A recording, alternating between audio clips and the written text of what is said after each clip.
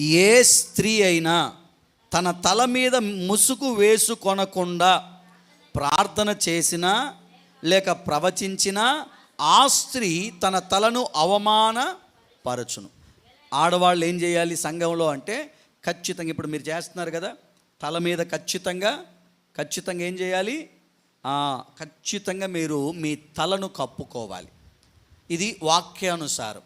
మీరు ప్రార్థన చేసేటప్పుడు కానీ, మీరు ప్రవచించడం అంటే దేవుడు ఒక్కోసారి మీకు వరం ఇస్తారు.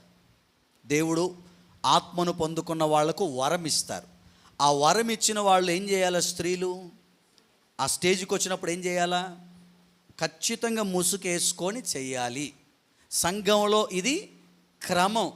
వాళ్ళ ముసుగు ఒకవేళ వాళ్ళు వేసుకోకపోతే వాళ్ళ తలను తల అంటే ఎవరు? యేసయ్య. సంఘానికి శిరస్సు ఎవరు? నన్ను ఒకసారి ఒక అక్క వచ్చి అడిగింది, అన్న నేనేమో వేసుకుంటాను కానీ నా జుట్టు నున్నగా ఉండడం వల్ల ఊరికే జారిపోతుందన్న. అంటే తల్లి, దానివల్ల పొరపాటు ఏం లేదు, నువ్వేం కంగారు పడ మాకు. కొంతమంది ఉన్నారు, ఎక్కడ మీరు చూడండి, ప్రసంగాలు కూడా చెప్తుంటారు, స్టేజీల మీద వాక్యాలు కూడా చెప్పే ఆడవాళ్ళు ఉన్నారు, పొర్రపాటున ముసుగేసుకోరు. వాళ్ళు ఏం చెప్తారు అంటే ఇది క్రొత్త నిబంధన కాలం, అసలు మనం ముసుగే వేసుకోవాల్సిన అవసరమే. మరి ఈ వాక్యం ఎందుకు రాయబడింది? తీసేయచ్చు కదా యేసు ప్రభు, పరిశుద్ధాత్మ దేవుడు ఈ వాక్యాన్ని తీపించేయచ్చు కదా. పౌలు గారు ఎందుకు చెప్పారు? క్రమం ఎందుకు చెప్పారు? తీసేయచ్చు కదా. ఆ క్రమాలు ఎందుకు చేయించారు? సంఘం ఇలా ఉండాలని ఎందుకు చెప్పారు? సంఘంలో స్త్రీలు ఖచ్చితంగా వాళ్ళు ప్రార్థన చేస్తున్నప్పుడు లేదా ప్రవచిస్తున్నప్పుడు, దేవునితో మాట్లాడుతున్నప్పుడు వాళ్ళు దేవుణ్ణి గౌరవంగా ఆ యొక్క తలను కప్పుకుంటూ వారు ప్రవచించాలి, ప్రార్థన చెయ్యాలి. మళ్ళీ మగవాళ్ళు ఈ పని చేయకూడదు. అక్కడే ఉంటుంది ఆ మాట కూడా. పురుషులు పొరపాటున తల మీద ముసుగు వేసుకోకూడదు. ఎందుకు అంటే పురుషుడు దేవుని పోలిక. ఎవరి పోలిక అండి? పురుషుడు ఎవరి పోలిక? మగవాళ్ళు పొరపాటున అలా చేయకూడదు. పురుషుడు దేవుని పోలిక. పురుషునిలో నుండి స్త్రీ వచ్చింది, స్త్రీలో నుండి పురుషుడు వచ్చారు. కనుక స్త్రీ తన భర్తను గౌరవించాలి అంటే ప్రభువుని గౌరవించాలి అని ఆ కండిషన్ వాళ్ళకి అప్లై చేశారు.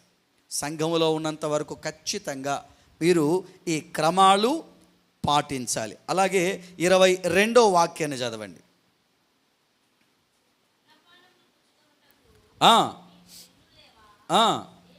దేవుని సంఘమును తిరస్కరించి ఎవ్వరిని కూడా సిగ్గుపరచకూడదు. బాగా వినండి. దేవుని సంఘాన్ని తిరస్కరించి ఎవ్వరిని కూడా తక్కువ చేయకూడదు. ఈ మాట ఎందుకు మీకు చెప్తున్నానంటే అది ఏ సందర్భమో చెప్తా వినండి. అందరూ బళ్ళారాధనకు వచ్చారు. అందరూ బళ్ళారాధనకు వస్తే పాస్టర్ గారు అందరికీ రొట్టె ద్రాక్షరసం ఇచ్చారు. అయితే ఈయన ప్రార్థన చేయకుండా, ఈయన ఏమీ చేయకుండానే, కొంచెం బాగా డబ్బున్న వాళ్ళు వీళ్ళు ఉంటారు కదా, వాళ్ళు గబగబా తినేసి గబగబా ముగించేసుకొని వెళ్ళిపోతుంటే ఈయన అంటారు, దైవజనుడు అంటారు, అన్నపానములు పుచ్చుకొనుటకు మీకు ఇండ్లు లేవా? మీకు ఇండ్లు ఉన్నాయి కదా, అక్కడే మీరు బళ్ళారాధనలు తీసుకోవచ్చు కదా, మరి ఇక్కడికి ఎందుకు వచ్చారు? ఒక క్రమం కోసం వచ్చారు.